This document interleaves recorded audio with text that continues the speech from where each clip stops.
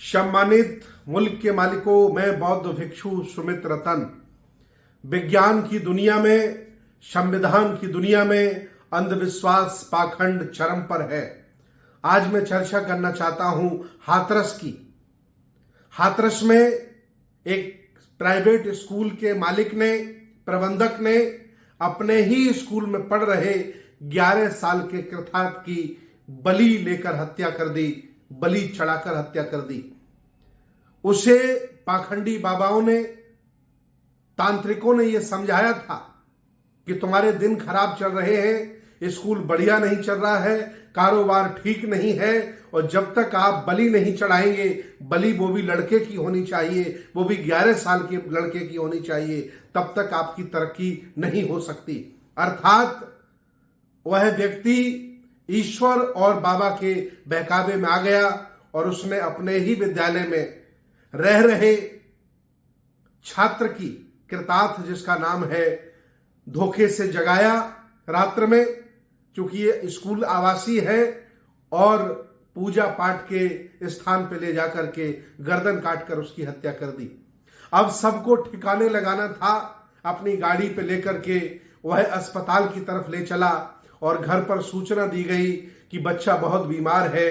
और घर परिवार के लोग जब वहां पहुंचे तो देखा गर्दन कटी है। अर्थात वो लोग बिगड़ गए कि बीमार बच्चे की गर्दन कैसे कटी हो सकती है।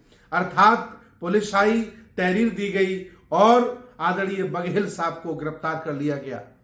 मैं कहना चाहता हूं कि एक पेरियार रामास्वामी नायकर बघेल गडरिया थे, जिन्होंने अंधविश्वास पाखंड को चौराहे पे रखकर जूतों से मारा था। उनके परिवार के लोग विज्ञानवादी, तर्कवादी हैं। आज स्टालिन उनके अनुयायी तमिलनाडु के मुख्यमंत्री हैं और उत्तर प्रदेश के बघेल साहब एक पाखंडी बाबा के कहने पर एक बच्चे की बलि ले रहे हैं।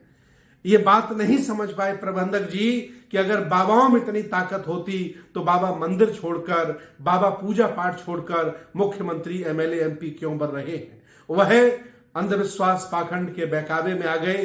अब वह जीवन भर जेल में रहेंगे और अगर ईमानदारी बरती गई तो आजीवन कारावास की सजा होगी। कहना मैं ये चाह रहा हूं कि आज हम बिना विज्ञान के जी नहीं सकते, बिना विज्ञान के एक पग आगे नहीं रख सकते। फिर भी अंधविश्वास पाखंड इतना चरम पर है और एक वर्ग है उसको बढ़ाने के लिए, उसको स्थापित करने के लिए पूरी जी जान लगा रहा है। पूरा टीवी चैनल, पूरा टीवी, पूरा बॉलीवुड, सारे लोग अंधविश्वास फैला रहे हैं, जबकि संविधान में स्पष्ट है कि आप अंधविश्वास पाखंड को बढ़ावा नहीं दे सकते हैं। अर्थात उसको रोकने के लिए आपको काम करना पड़ेगा। संविधान में स्पष्ट है। फिर भी देश, भारत के तमाम बाबा लोग अंधविश्वास पाखंड की बलि चढ़ रहे हैं।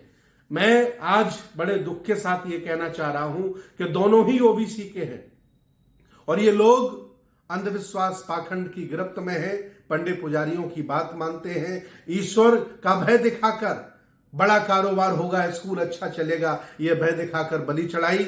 मैं निवेदन करूंगा सरकार से, उन तांत्रिक बाबाओं को भी पकड़ा जाए, सघन पूछताछ की जाए और प्रधानाचार्य भी पकड़ा जाए जिसने प्रबंधक की मदद की है, और सभी उन अध्यापकों को भी जेल भेजा जाए जिन्होंने बच्चे की बलि लेकर जान ली है। अपने बच्चों को बचाओ। दरिंद्रे गलियों में घूम रहे हैं तांत्रिक के भेष में, कब आपके बच्चे की बलि चढ़ा दें कोई पता नहीं है।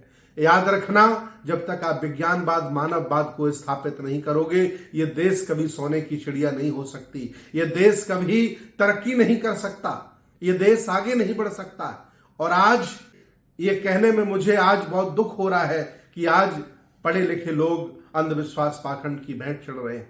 अपने आप को जगाओ, विज्ञानवादी, तर्कवादी बनाओ और भारत के भविष्य को बचाओ। बहुत बहुत धन्यवाद। साधुवाद।